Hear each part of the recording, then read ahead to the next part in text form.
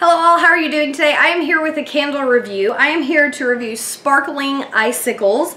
This is from the Bath & Body Works Snow and Slope collection that came out recently.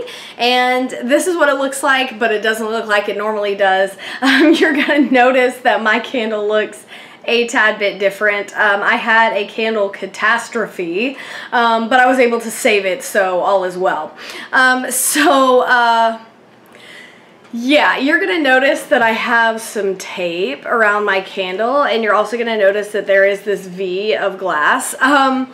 What happened was I extinguished the candle and then I put the lid on it, and I do that all the time. It happens all of the time. I do it constantly. This is the first time this has ever happened to me. But then the next day when I went to burn the candle and I went to take the lid off, for some reason the smoke had formed like a vacuum and I literally could not get the lid off. I tried and tried and tried. I tried to pry a butter knife underneath it.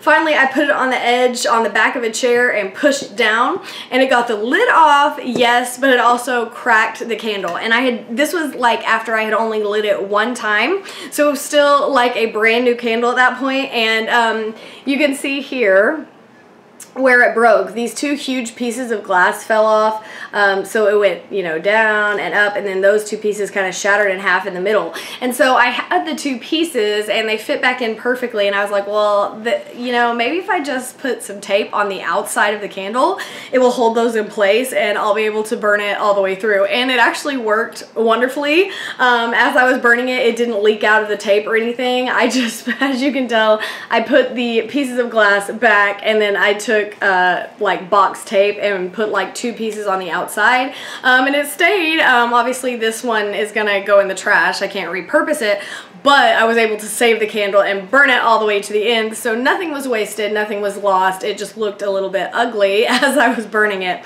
So when I talk about the packaging, don't judge mine because it looks, you know, different.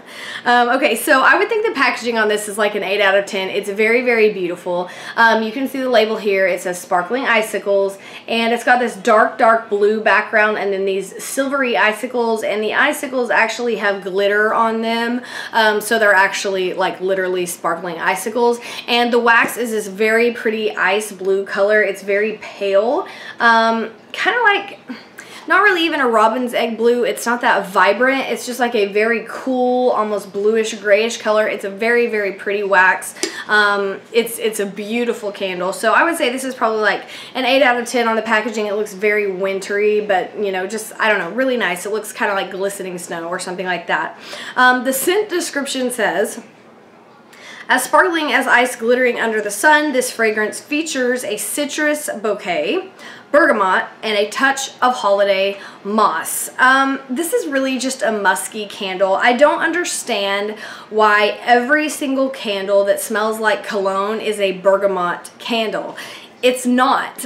If you don't know what bergamot smells like, think about if you drink Earl Grey tea, or you've ever smelled Earl Grey tea or been around Earl Grey tea. It has a very, very strong smell, and Earl Grey tea is just tea leaves and they're basically mixed with bergamot oil. So that smell of Earl Grey tea has a very unique and distinctive smell that's different from like any other tea, and like you can instantly recognize it as Earl Grey tea. That distinct smell is what bergamot smells like, but it doesn't smell like cologne. And so it kind of annoys me how every candle that's basically just a cologne scent, they're like, oh, it smells bergamot and blah, blah, blah. No, it really does not. It's just like a cologne musky candle.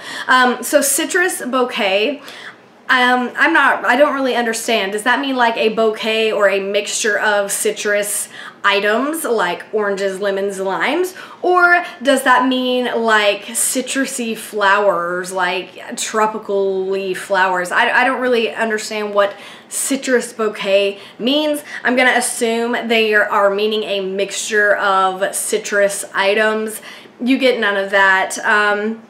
Holiday moss, no, there's no green note in this. There's no, you know, plant, snap pea green. There's nothing like that. It's just a musk candle. And it seems like in general, if it's a musk candle, it's a bergamot candle. So that's really all that you smell. It's a nice musk candle. It really reminds me of Autumn Nights and Autumn Sky. Those two candles, it really reminds me of those. Kind of like that cologne-y scent, but it's actually really nice. A lot of the times cologne scents are not my absolute favorite, but I really did enjoy this smell. It's not really heavy. It's kind of like it's like a really crisp musk. It's kind of like a light smell. And so this one I actually enjoyed the scent, but because of that, it's kind of lightly scented in a way, so you really couldn't smell it that great. So, you know, it wasn't one of your strong candles that Bath & Body Works does a lot of the time. I think that this is a nice candle, but it's definitely not going to be appealing to everybody. If you don't like cologne or musky type scents, you're absolutely going to hate this candle. If you do like them, it's not the most delicious smelling cologne candle, if that makes sense, because cologne candles aren't really delicious smelling. But, you know, it's not like the most appealing cologne scent. Like, I like some of the others more. There's like, you know, like black tie and all of those. I just think those are kind of more appealing. But it kind of reminds me of all of those candles. They're all kind of like the same. They're in like the same, you know, category of scent. So I'd give this scent appeal like a 7 out of 10. It's kind of middle of the road. I mean, it's not disgusting, so I'm not going to give it like a 5 out of 10. But 7 out of 10 is like, you know, average. I think it's, you know, your average person will think it's okay, but it's not for everybody, especially if you don't like musk candles. And it wasn't my favorite candle I've ever burned, so I'm not going to put it in like the 8, 9, 10 category. But I didn't mind it. I thought it was a pleasant scent. I really enjoyed it. And it was kind of like a crisper scent. It wasn't very cinnamon. It wasn't, you know, cinnamon or clove smelling or balsam smelling like a lot of the holiday candles. It was just kind of a change. I wanted to just kind of switch it up because I'd been burning a lot of like the cookie bakery type stuff. So I kind of threw this in to, you know, burn something a little different. And so I would say the appeal is probably a 7 out of 10. It's nice. It's not my favorite. One of these, you know, it's pretty much enough. I burned through the one that I have. This is not one that I'm like, I've got to go and get another one and have another one as a backup. No, one's plenty. It was nice, but it's not going to go in like the vault of, you know, the best candles ever. I said that this was lightly scented. The throw was just very medium, like a 6 or a 7. I mean, no Bath & Body Works candles are like terrible as far as the throw, but it was medium, and what I mean by that is it filled up like one very large room. Like if you put this in your living room, it would fill up like the whole living room, but it's not necessarily gonna bleed into different rooms or different floors of your house. It's gonna fill up the room that it's in, and that's about it. It's medium. It's not, you know, extremely strong. So the performance on this was sketchy. It's been kind of hit and miss with the Snow and Slopes collection. I've had a couple that burned wonderfully, like the Marshmallow Fireside and the Ski Lodge burned perfectly. No problems. They were amazing. But then like the Hot Buttered Rum and now this one, they both kind of did the same thing. They didn't tunnel or anything like that, but the wicks were just like, they kept extinguishing themselves. Like it would be like one wick and then I'd relight it and like turn the candle just in case it was like, you know, on something lopsided or whatever. And it just, the wicks just kept drowning. But that didn't really start until the candle was about halfway through. So it burned fine. But in the end, I did have to empty the wax out of this twice to get it to burn all the way down to the end. And anytime I have to empty the wax out just to make it burn properly, you know, I can't give that candle like a 10 out of 10 or anything like that. It was, you know, it was kind of dicey. It wasn't the best performance in the world, but it also wasn't the worst.